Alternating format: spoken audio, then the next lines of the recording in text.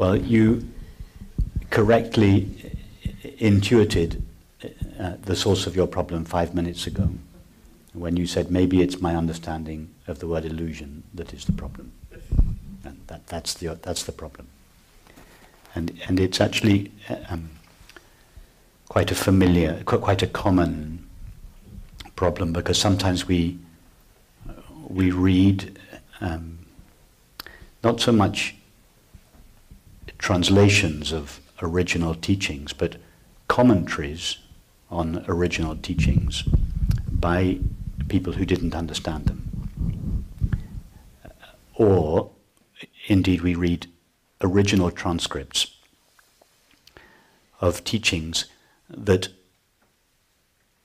don't go into quite as much detail as we do here, and therefore may say things like, the world is an illusion, and then not explain exactly what is meant by that. So then the students go away thinking, wow, the great master says the world is an illusion, but when I look around, my experience is real. I mean, I don't know what the great master sees, but when I look around, I see a room full of people, and it's there. My experience is real. So the master must be talking. He must be extraordinary. He must be having some completely other experience that, out of this world, not having the experience that us poor limited mortals are having. And in this way, enlightenment, or the realization of our true nature, is conceived to be something so extraordinary and so exotic and so beyond the reach of mere mortals. And then we have to elaborate hugely complex and disciplined practices in order to approach this impossible state of enlightenment. So here we take a great deal of trouble to explain the terms that we use and the ideas that we speak of. For instance, the idea that the world is an illusion, which actually I would never say that the world is an illusion. Or at least if I said it, I would never say it without qualifying what I meant. What is meant by that phrase is the world as we conceive it is an illusion. That's the longhand version, which has been abbreviated over the years to the world is an illusion. It's the world as the finite mind conceives it. How does the finite mind conceive the world? Or what is the nature of the world that the finite mind conceives? It is a world made out of finite stuff called matter. So what the teaching says is that a world made out of this dead, inert stuff called matter is not the world as it truly is. The teaching doesn't say experience is an illusion. Experience is absolutely real. You know that. Your experience, whatever your experience is, whether it's an experience like this, of the waking state, or you may be having a dream where you're flying across the mountains. Now, that dream is a real experience. Yes? It's real. And it's as real as an experience as this experience is. It's a real dream. Yes, the dream is made out of stuff called mind, and this, thought tells us, is made out of stuff called matter, but both experiences are real. Yes? Let's not take the dream, because I can see you have a little difficulty with that. Let's say you have 4 glasses of wine for dinner.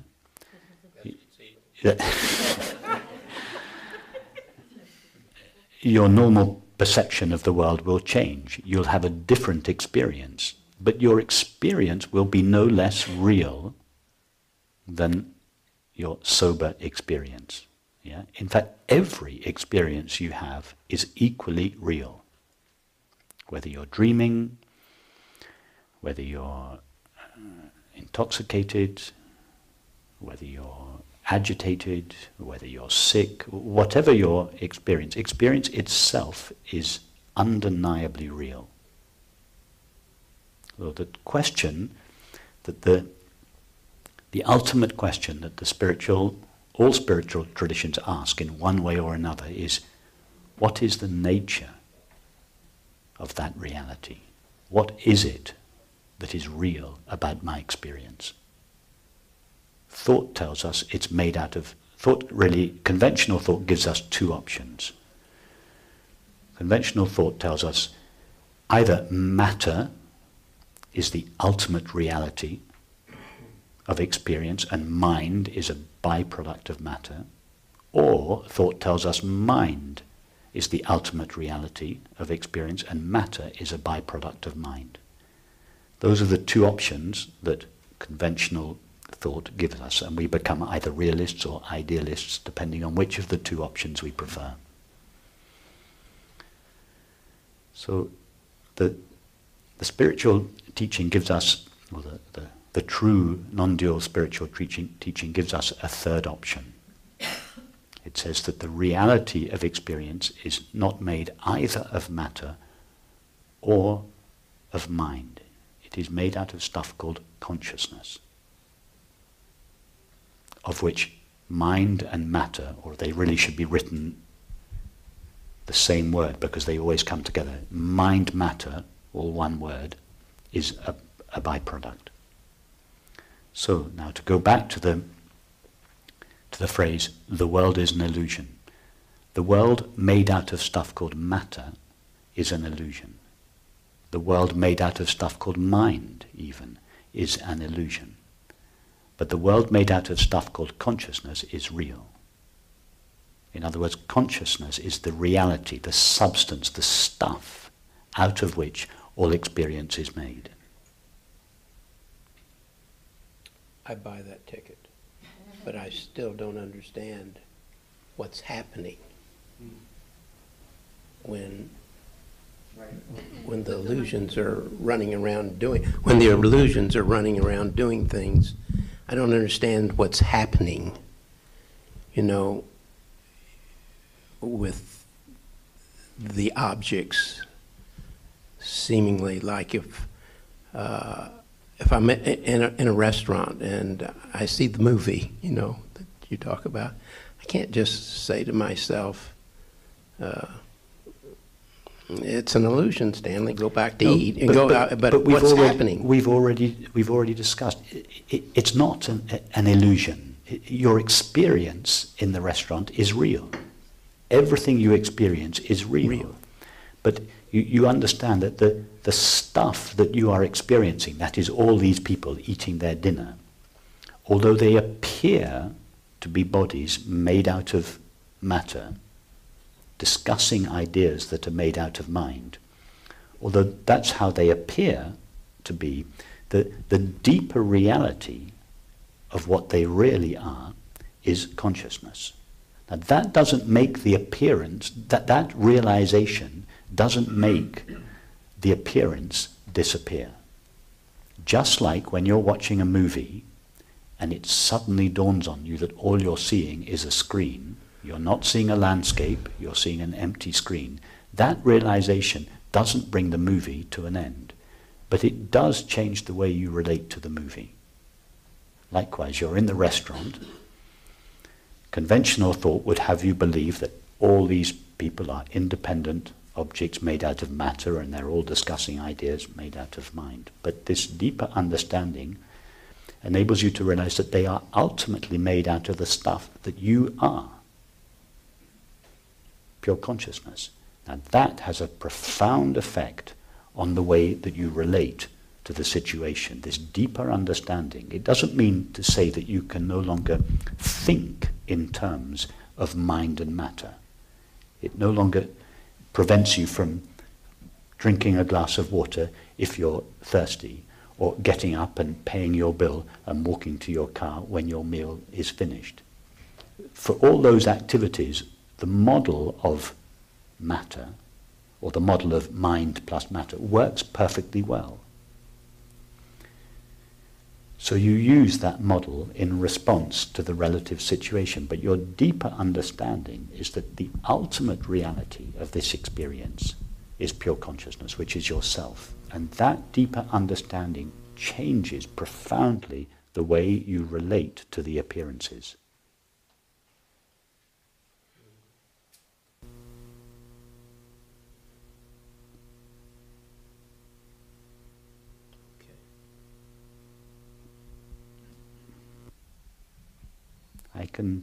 I can see that we haven't quite met in understanding. Well, I hear that, and I get it. But how does awareness make the car, so to speak, or how does awareness engineer a bridge? Those things. But first of all, it takes the form of thought. And the very first thought is, I'd like to make a bridge because I'm fed up with walking all the way around. It takes me all day to get there and all day to get back. Why don't I make a bridge? Gotcha. That's the thought.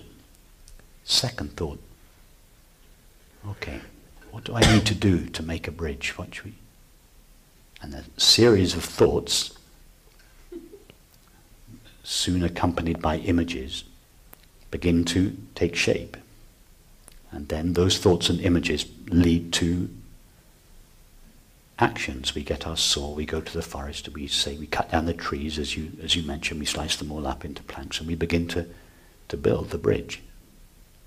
But the entire process of dreaming the bridge, conceiving it, designing it, planning it, making it, is a series of thoughts, sensations, and perceptions appearing in, known by, and made out of consciousness. Mm-hmm. That doesn't prevent you being extremely precise in your designs, going to select the right materials, getting the right engineers to also have a series of thoughts and to make a series of calculations, and this complex edifice of thinking, sensing and perceiving builds up, which eventually materializes as the bridge, eventually turns into the building of the bridge and eventually the bridge. I see that. So there's no conflict between this approach and a very practical approach to life, which is able to use the concepts of matter and the concepts of mind when they are appropriate. If you want to build a bridge, you need the concept of matter and the concept of mind. So you take them out of the toolbox and you use them.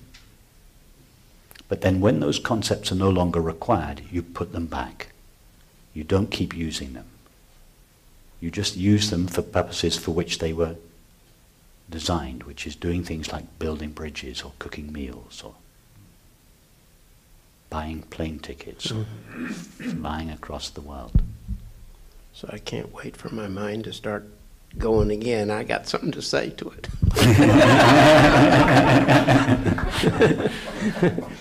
Because it's sort of, my mind is sort of like I heard Annie Lamont say, that she said her mind is sort of like a bad neighborhood. She hates to go there by herself. And